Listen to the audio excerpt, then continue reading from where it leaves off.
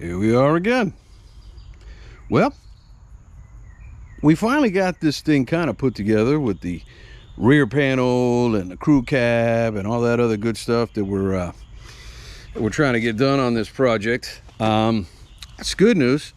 Bad news is, being that I got all sorts of stuff going on, I have a bad habit of letting things go and putting them aside, and I don't know, a week actually turns out to be a couple of years.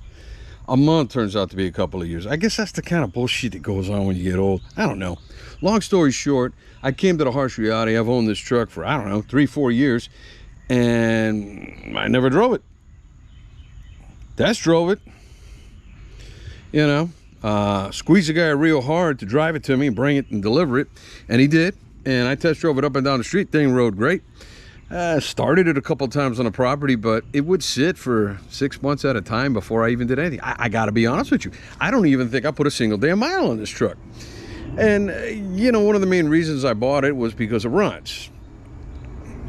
So I don't know, it just wound up being on the back burner. I changed my mind 9 times, and you know the story. So long story short, I got back on it, got back around it. Here we are. Use the excuse that I'm cleaning up my property, so I went ahead and chopped up that van, which is what I bought it for. I'm happy I did that. Happy I got all this done with. So now I'm just trying to get this thing in order. I finally got insurance for it, which was another battle, but I did finally get commercial insurance for it, so that's good. So I want to start using it now. Of course, I'm terrified of the CP4 crap because the truck is a 2012. Ironically, being that it's a shuttle bus, it's an LGH, it's not really an LML, well, a detuned LML, but you don't see any LGH CP4 failures, and they're not even brought up in the class action lawsuits with GM in that CP4 pump. So I'm still wrestling with whether or not I want to do the pump, but nonetheless, you know, I'm trying to lubricate the system, I'm trying to get it ready to go. And no, I'm not a diesel mechanic, and no, I don't really know shit about diesel. But I do got some common sense. So, you know, I got something inside the truck that said that this thing had water in the system. Looked that up. They said there's a water separator under the truck up on the bottom of the fuel filter. And you go ahead and you open that up, and this is, I guess, common practice. This water in the fuel system crap is very common, unfortunately, for diesel. So whatever, it is what it is. So what I did was I went ahead and opened that up, and I put a glass underneath it just like everybody else. And this is what I came up with.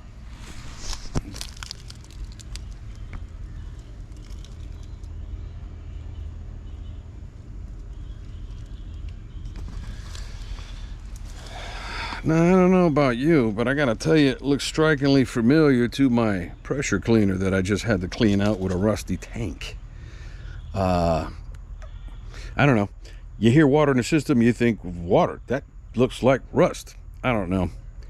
So I went ahead and drained it out and didn't empty the tank. Tank was almost empty. Said like, I don't know, 50, 60 miles or something like that before I ran out of gas. So I knew the tank was just about empty. So what I did was I actually put it on its maiden voyage, and I ran it to the gas station. And I was very paranoid I was going to break down, but I ran it out there anyway, and thank God the thing did great. Got to the gas station, put fuel in it, and that was it.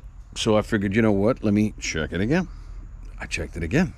I thought, well, you know, I've seen these guys, they always say, oh, you just drain it one time, but when it comes out, that's it, you're good to go. Yeah, but this thing's been sitting and hasn't been driven, and the fuel is old.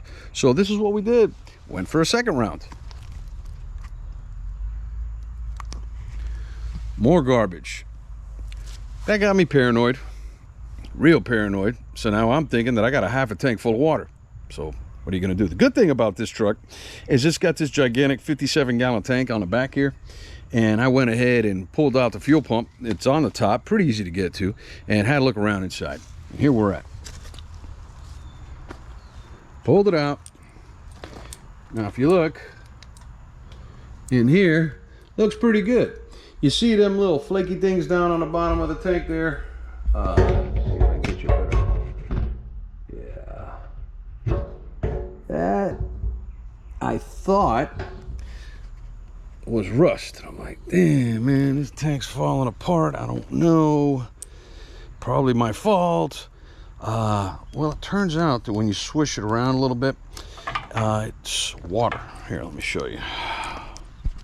See if I can do this without making a big mess. See, they can move around. Reminds me of a science project.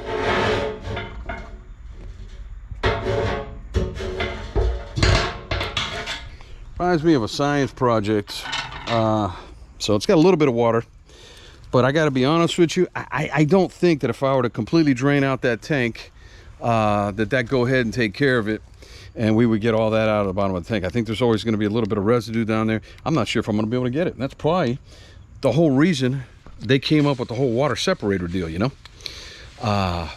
So I'm really not going to do too much about it. What I am going to do is I'm going to continue to keep draining that water filter system about 4 or 5 more times, and I figured I'll keep pinching it off until I don't get no more of that water. Then after that, I'm going to go ahead and change out the fuel filter and run the system again and see where we're at.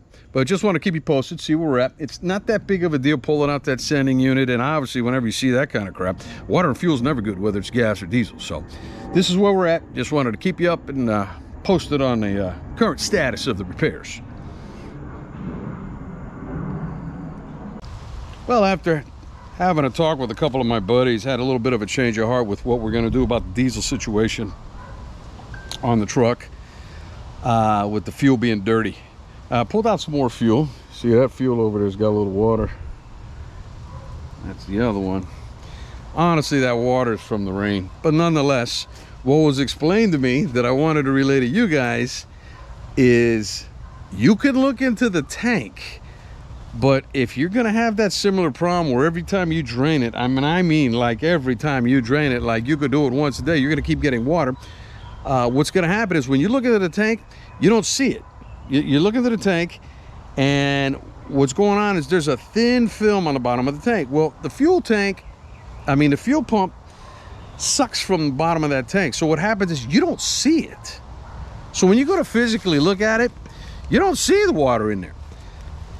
Ultimately, the only way to deal with this, especially if you have a CP4, another video for another day, is to drain it.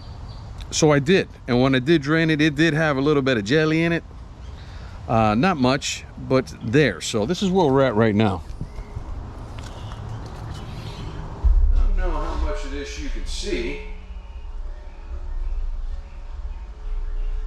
but if you look closely, you'll start seeing little pieces of jelly hanging around. Now, I drained this tank a couple of days ago, and I just haven't gotten back to it. So this afternoon, what I'm going to do is I'm going to clean it out, get it nice, wipe it down a little bit with some acetone, and then seal this thing back up, or let it air out, dry out, then seal it back up, and then go ahead and fill it, and we go from there. The lines, I'm hoping I get them down by the fuel filter. We'll go ahead and clear them out, and we should be good to go.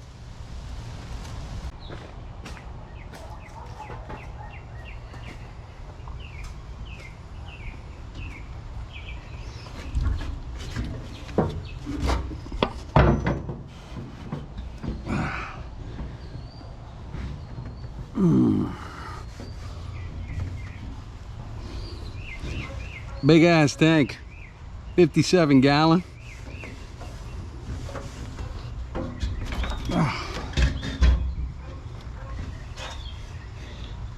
Pretty cool though. Pretty cool that I don't have to drop it. And I'm able to reach everything, you know.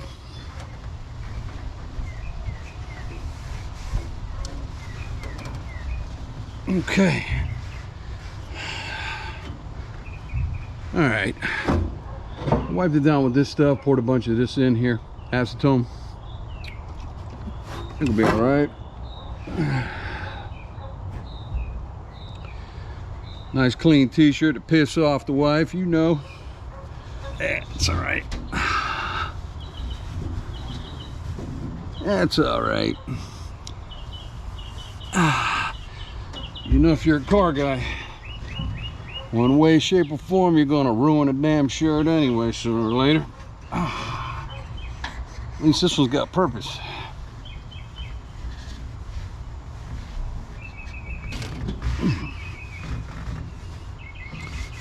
Oh yeah.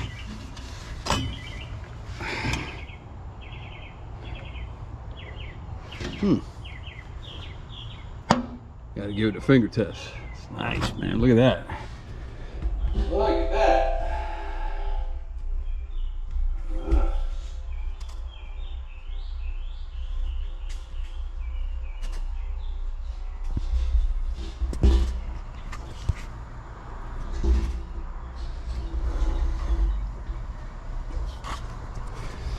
Now that, my friends, is a clean tank. So I'm gonna let it air out for a couple hours, try to get some of the vapors out. Then we'll go ahead and do, like I said before, we'll seal it up and keep on moving with it.